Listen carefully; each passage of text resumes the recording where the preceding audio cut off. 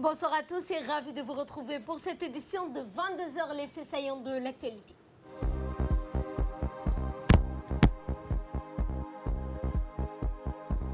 En place sous les signes de la cité, sacre pour plus de 120 000 élèves du primaire. Dans l'actualité internationale, Mohamed Farah bat le record du monde, c'est ce que nous verrons dans l'actualité internationale. Bonsoir à tous, nous entamons ce journal par la rentrée scolaire 2020-2021. C'est plus de 120 000 élèves de l'enseignement fondamental qui ont repris ce matin le chemin de l'école à travers l'ensemble du territoire national. Eh bien, cette rentrée spéciale était placée sous les signes de la prévention des mesures barrières pour lutter contre le Covid-19. Le MENFOB a pris des mesures en distribuant de l'eau de masque, des gels hydroalcooliques et des quantités de produits de nettoyage d'hygiène sanitaire comme le savon. Outre la prévention et les mesures barrières, cette année est également placée par le MENFOB sous les signes de la transformation de la performance et surtout de l'excellence.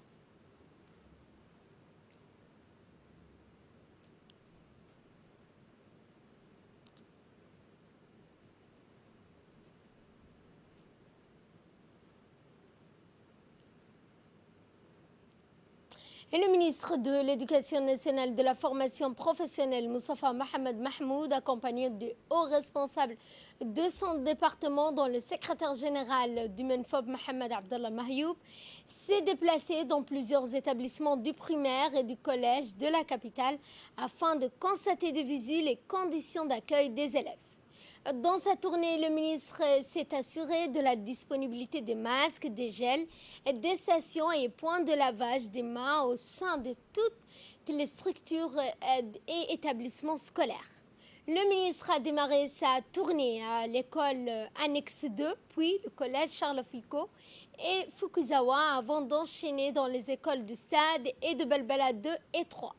À chacune de ces étapes, le ministre a inspecté de visu les points d'eau dédiés au lavage des mains, mais aussi le respect du port des masques. Et il faut souligner que l'école djiboutienne poursuivra la mise en œuvre du projet transformateur qui prendra en compte les nouveaux contenus et programmes ayant fait l'objet de révisions, de corrections et d'améliorations.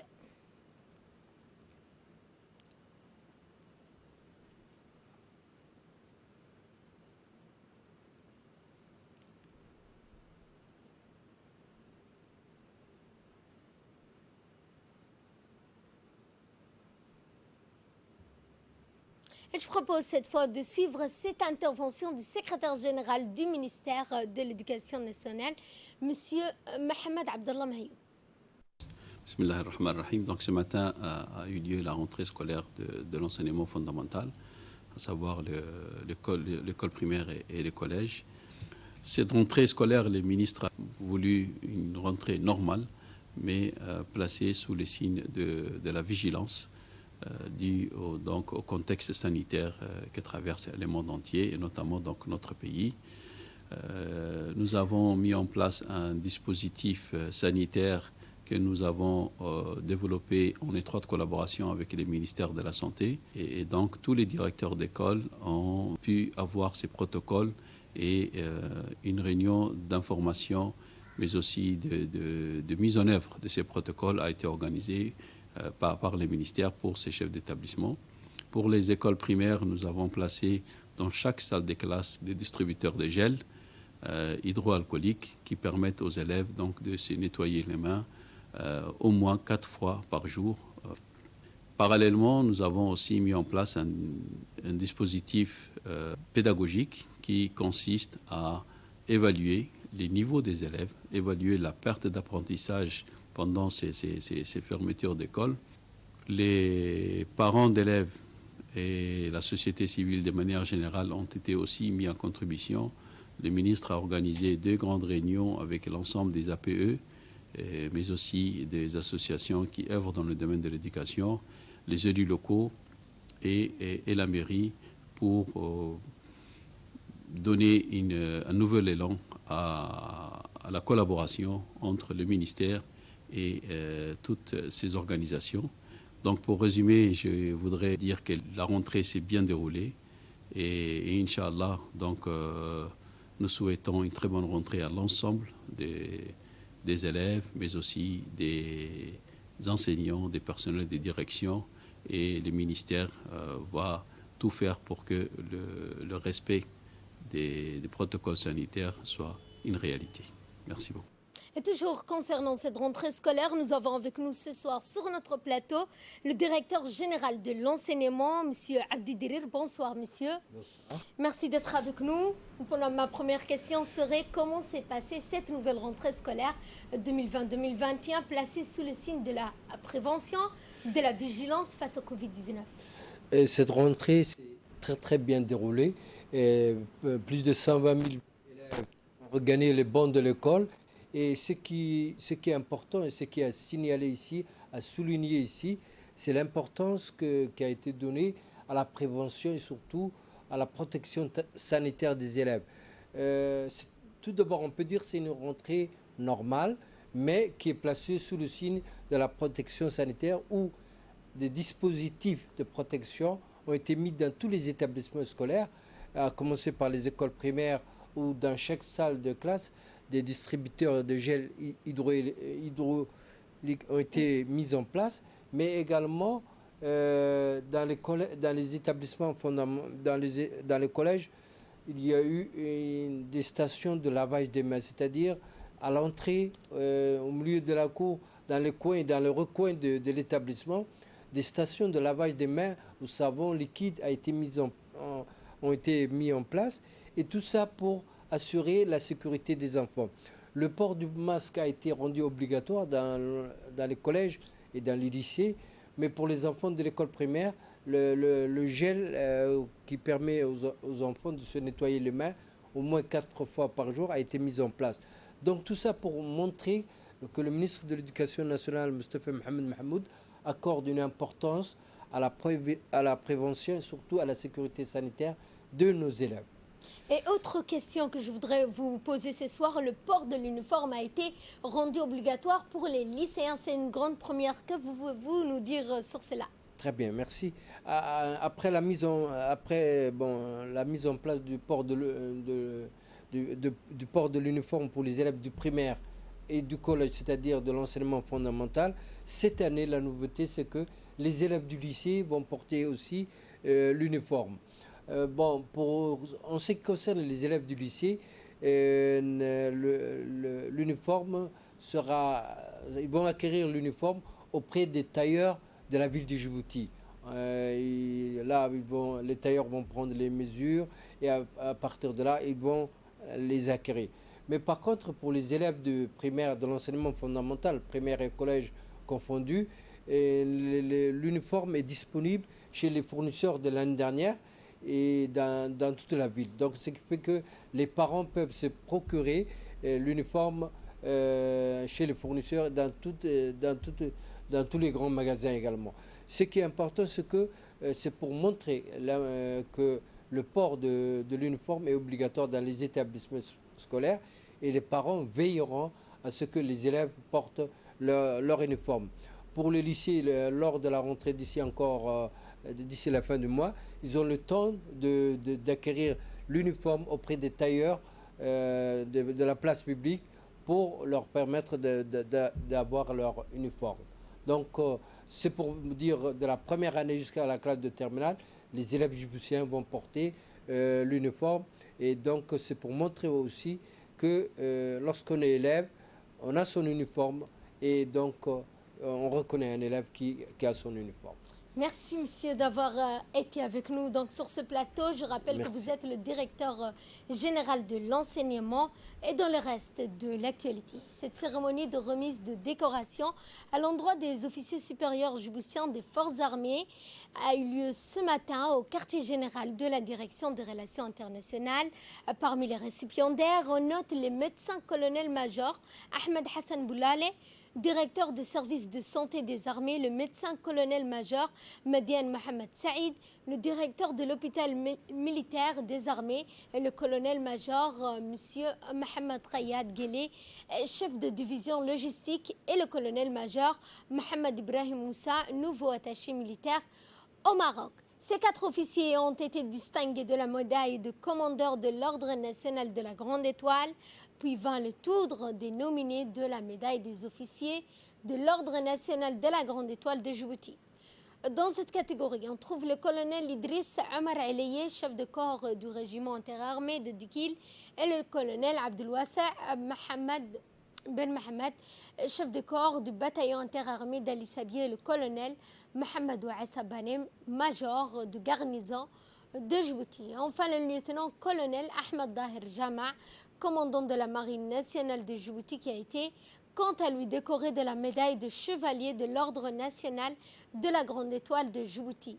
Toutes ces distinctions relèvent de décrets présidentiels. Cette cérémonie haute en couleur a été présidée par le chef d'état-major et général des armées, le général de corps, Zakaria Cher Ibrahim, et a vu la participation du général de division Ousmane Nour Soubaglé, chef d'état-major de la défense, du général ainsi que de brigade Taher Ali Mohamed, du sous-chef d'état-major de la défense, du général de division Hassan Ali Kamil, conseiller du SEMGA, et le nombre d'invités a été réduit au minimum en raison de la pandémie du coronavirus, et les gestes barrières ont été scrupuleusement respectés.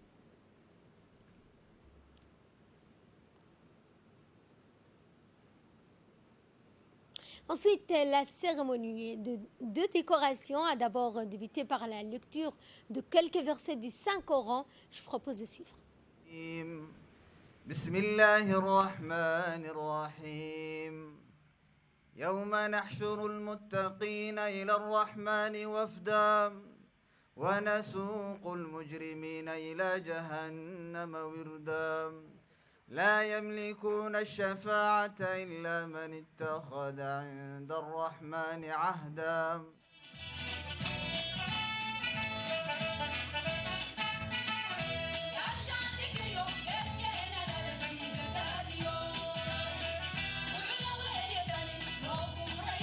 De médailles à l'endroit d'officiers supérieurs djiboutiens des forces armées djiboutiennes ont pu débuter. Ainsi, ces officiers supérieurs ont été distingués par décret présidentiel en récompense du travail remarquable réalisé, des efforts consentis par chacun dans son domaine. Fier et satisfait du rendement individuel de chacun, le SEMGA a tenu particulièrement à les remercier à travers cette cérémonie et les a exhortés à s'investir davantage. La cérémonie de décoration s'est clôturée en fait après par un buffet.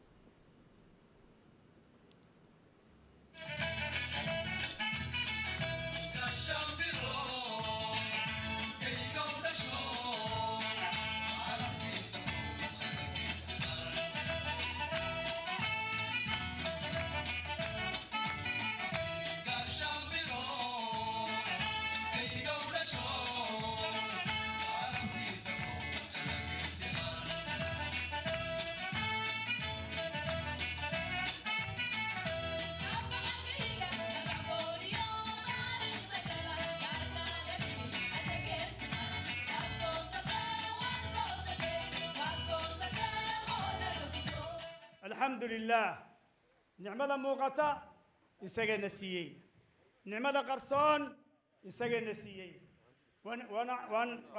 ونعمة ظاهرة وباطنة لبضة ونسيي وأسبغ عليكم نعمه ظاهرة وباطنة نعمة موقتة ونسيي أمريكا كمدا إسلامك كمدا إيمانك كمدا حولها كمدا نعمة موقتة ها يسجد نسي سبحانه وتعالى نبي وحولي صلى الله عليه وسلم قيامه مركو دعو مركو قيامه دعو قيامه مركو دعو ديدت كيبا دتك عذابكم نغنيا دد با عذابكم نغنيا ديدكو دد نهار باي جوج سنيان قال تدبا قولو شيغو هر جوج سنيس قال رسول الله صلى الله عليه وسلم سبعة يذلهم الله في دله يوم لا دل إلا دل تودبا قلو أيام مؤمنيتا لغا دغيا هرك إلهي بجوكسنيان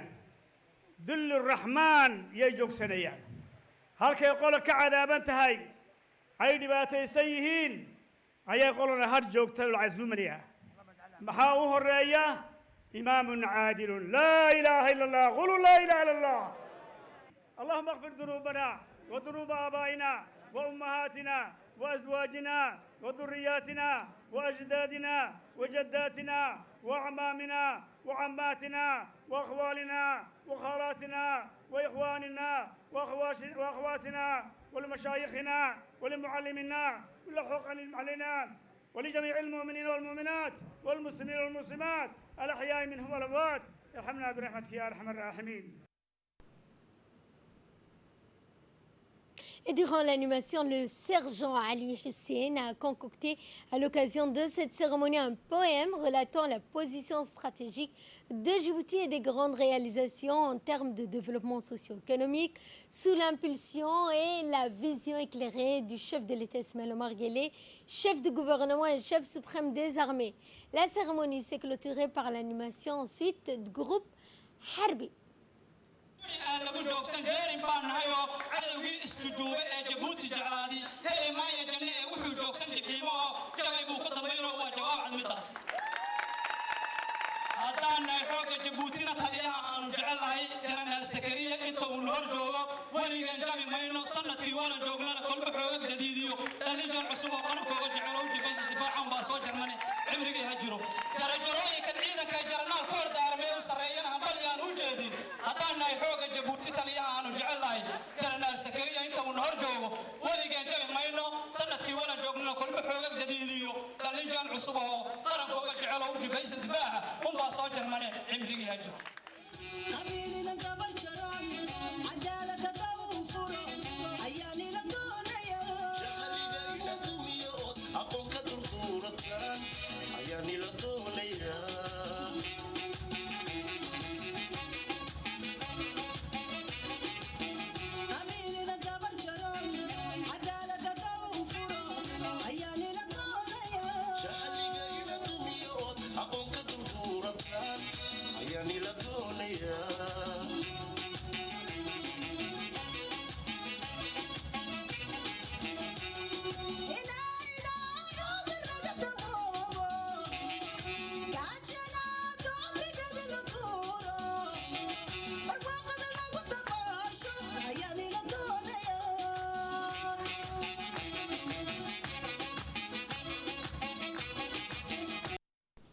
Dans l'actualité également, la maire de la ville de Djibouti, Mme Fatouma Awel Ousmane, a reçu cet après-midi la visite de courtoisie du maire de la ville de Garowe, du Puntland, Ahmed Saïd, accompagné d'une forte délégation ainsi que de ses proches collaborateurs.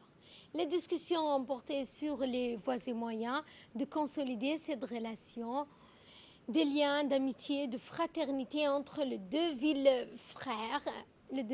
sœurs, à travers un projet de jumelage. La ville de Djibouti a souhaité la maire de la ville a souhaité la bienvenue au maire de Garowe. Elle a par ailleurs expliqué que la ville de Djibouti et la ville de Garowe ont beaucoup de points en commun et qu'il serait judicieux de travailler sur un projet de jumelage entre les deux capitales. Et l'Union nationale des femmes djiboutiennes a réceptionné ce matin 100 000 masques octroyés par le peuple japonais. Ce don de la part du Japon a été dépêché par le peuple japonais grâce aux actions et engagements de l'ambassadeur de Djibouti auprès du Japon, M. Ahmed Areita Ali. C'est dans le cadre de la lutte contre la pandémie de Covid-19 et afin de mieux respecter les gestes et barrières, le port de masques étant obligatoire, ces masques serviront dans les instances sanitaires et éducatifs. Tendu à moi pour me permettre avec vous à cette opportunité de réception, de remise de matériel sanitaire qui est composé de 200 000 masques pour la prévention des infections de Covid-19. À cette période difficile dans tous les pays et à toutes les différentes populations, il est important que les amis et les frères et sœurs se réunissent et se joignent les efforts sur ce qu'on peut faire. Et surtout, ce que j'aimerais féliciter avec vous aujourd'hui, c'est qu'entre nos deux pays, la République de Djibouti et le Japon, nos relations se reposent non seulement sur les relations de coopération entre nos gouvernements, mais également nos relations est solidement basée sur les amitiés entre les citoyens, entre les peuples djiboutiens et les Japonais. Et pour sa part, la vice-présidente de l'UNFD, Mme Hassan Ahmed Belil, a remercié le gouvernement et le peuple japonais pour ce don. Alaikum à tous, les cadres de la CNSS aussi. Tout d'abord, permettez-moi de vous témoigner au nom de la Première Dame et présidente de l'UNFD, notre gratitude et remerciement pour ce geste de solidarité sans précédent envers notre organisation en cette période de crise de pandémie du coronavirus qui sévit dans toutes les régions du monde. L'octroi de ces 100 000 masques à l'UNFD de la part de la population de la ville de Minami-Soma qui ont répondu positivement à l'appel de notre ambassadeur de Djibouti au Japon, Excellence M. Ahmed Araita, qui ne fera que renforcer l'amitié et la relation entre la population du Japon et Djibouti. Cette contribution permettra à l'UNFD de réussir dans ses actions de prévention de la population contre cette pandémie. Je félicite également l'implication de la directrice de la CNSS, Mme Derpa Ahmed, pour son appui à l'acheminement de ces dons à l'UNFD. Avant de clore mes propos, je tiens à remercier l'ambassadeur du Japon ainsi que le peuple et frères japonais, sans oublier notre ambassadeur au Japon pour avoir plaidé pour sa population de Djibouti. Et la garde républicaine a remporté le championnat 2020. Et ainsi, la garde républicaine est sacrée championne par 6 buts à 1. Une année de travail, de préservance, de sacrifice, de rigueur, de conseils pédagogiques et une philosophie nouvelle a donné le fruit de ce titre tant attendu. Sur cette lancée du développement du sport national en général et du foot en particulier, le commandant de la garde républicaine, le colonel Mohamed Jama, œuvre depuis plusieurs années pour la promotion et le développement du sport national et du football en particulier. Il a fait de l'institution un cadre et un tremplin pour les militaires pour qu'ils puissent s'épanouir sportivement. Cette politique a donné et donne encore des résultats positifs. Si l'équipe est sacrée et championne, une fois de plus, c'est grâce au soutien permanent en matière de logistique et financièrement qu'il apporte depuis plusieurs années au club. Cette année, les joueurs de l'équipe championne de la première division ont un autre objectif en tête, à savoir gagner la Coupe de Djibouti. Et c'est le président de la fédération de foot djiboutienne, M. Suleiman Hassan Ouabari, qui a remis le trophée au capitaine de l'équipe cette saison pour l'institution, car ces équipes se sont surpassées en récoltant le titre et le trophée sacré de la première division, champion en freestyle, en vice-champion en foot. Et suivant à présent, c'est quelques réactions des participants. On vient de remporter le championnat national de Djibouti de la première division. La garde républicaine a si longtemps attendu ces trophées. C'était le seul qui nous manquait. Et alhamdoulilah, aujourd'hui, Dieu nous a comblé d'avoir un titre qui manquait à la garde républicaine. Dans cette lancée, je remercie le colonel de la garde républicaine qui nous a donné son plein confiance pour diriger cette équipe. Et aujourd'hui, nous n'avons pas trahi sa confiance, ça a donné ses fruits. Et le colonel n'a pas épargné ses efforts. Du début jusqu'à la fin, ça fait déjà une année, il était à nos côtés. On le remercie énormément et je remercie l'ensemble des staffs et tous les supporters et l'ensemble des hommes de l'uniforme de la garde républicaine. C'est une immense joie. Je ne peux pas même déterminer la joie qui m'anime en ce moment parce que voilà, nous avons cherché et nous avons trouvé, comme on a l'habitude de dire. Nous avons bataillé depuis le départ et vraiment, aujourd'hui, les fruits sont là. Donc nous sommes en joie. La joie déborde. Nous ne savons pas quoi nous pouvons dire parce que la joie déborde. Et voilà, après plus de 10 années que l'équipe de la garde n'a pas pu prendre un titre majeur. Voilà, aujourd'hui, nous sommes là aujourd'hui et nous avons gagné ce titre. Vraiment, nous sommes très très contents.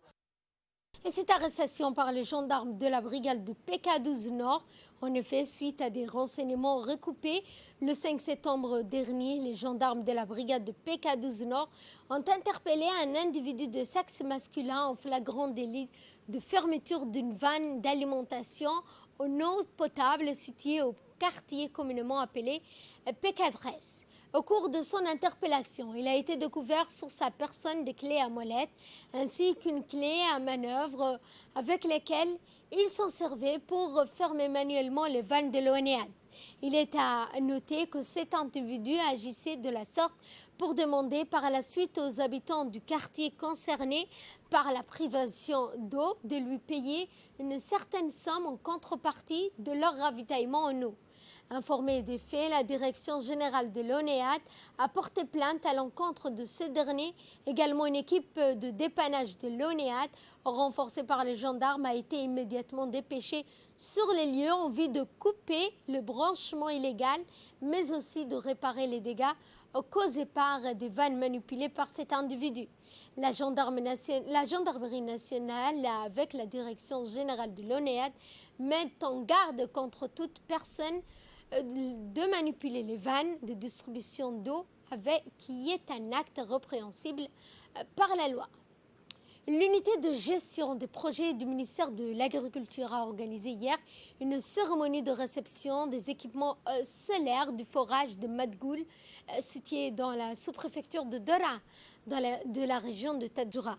En effet, les travaux de réalisation du forage de Madgoul avec un débit conséquent de 50 mètres cubes par heure, d'une profondeur de plus de 300 mètres réalisés dans les cadres du programme des eaux et des sols intitulé Progrès et financé par le FIDA sont finalisés. Il est déjà opérationnel. Désormais, l'accès à l'eau potable est sécurisé avec le forage qui est parachevé. Les ouvrages, selon donc l'ingénieur Bargoïta Saïd, la concrétisation d'un forage nécessite plusieurs étapes. Il faut creuser, puis voir le débit et enfin mettre en place les équipements nécessaires. La population de Madgoul, surtout les femmes, ont témoigné leur gratitude au président de la République après avoir initié la réalisation du forage qui est la pierre angulaire pour la mise en place de secteurs de développement de base pour la communauté de Madgoul. Je propose cette fois de suivre la réaction de l'ingénieur Bargoïta Saïd après la réception du réservoir de l'équipement de forage de Madgoul. Faire la réception provisoire des travaux du forage de la forêt de Madgoul et qui vient parachever les ouvrages de rétention d'eau de surface que le gouvernement avait fait dans cette forêt. Et une communauté importante qui vit à Madgoul, plus de pratiquement 1000 ménages, soit pratiquement jusqu'à 4 à 5 000 personnes, et avec un cheptel important. Et je voudrais, au nom de cette communauté pastorale, donc témoigner toute la gratitude au gouvernement, surtout notamment au ministre de l'Agriculture et au président de la République pour avoir initié ce programme de résilience dans ces contrées qui étaient en proie à la soif. La communauté aussi les remercie pour cet effort important que le gouvernement déploie. Une fois que le forage est activé, a été réceptionné, donc comme promis par le président de la République, il y a un chantier qui est déjà lancé de la construction de l'école et aussi du dispensaire qui va suivre. On ne parle pas de ce que le ministère fait de positif, mais on amplifie toujours ces quelques forages qui sont en panne et donc qui demande effectivement une intervention lourde de l'État. Et je pense que le gouvernement est en train de mener une réflexion pour justement chercher des solutions durables pour que la population, les conseils régionaux, les préfectures des régions ou des privés s'impliquent dans la gestion des forages pour vraiment alléger donc, le gouvernement qui paye déjà un tribut lourd pour le fonctionnement de ce forage. Et je vous le disais en début de journal, en athlétisme, Mohamed Farah a battu le record de l'heure pour son grand retour sur la piste. Le Britannique qui revient sur piste après s'être essayé au bitume depuis 2017 et effacé la légende du demi-fond Gabriel Assé en parcourant 330 km en 60 minutes à Bruxelles dans le stade vide. Mo Farah pose à côté de son nouveau record 21 minutes 330 km parcours en 1 heure à Bruxelles vendredi dernier. Eh bien, donc accompagné notamment par le Belge Bachir Abdi, son compagnon d'entraînement, deuxième performeur européen de tous les temps sur marathon. Farah a rempli sa mission bien lancée par 3 lièvres et guidé également par un système lumineux, puis permettant de rester dans le bon tempo de record. Rappelons que lors de son passage à Djibouti, il avait rencontré le président de la République et avait promis son engagement et sa contribution pour le développement de l'athlétisme djiboutien. C'est sur ce point que cette édition touche à sa fin. Merci à vous de nous avoir suivis. Excellente soirée à toutes et à tous.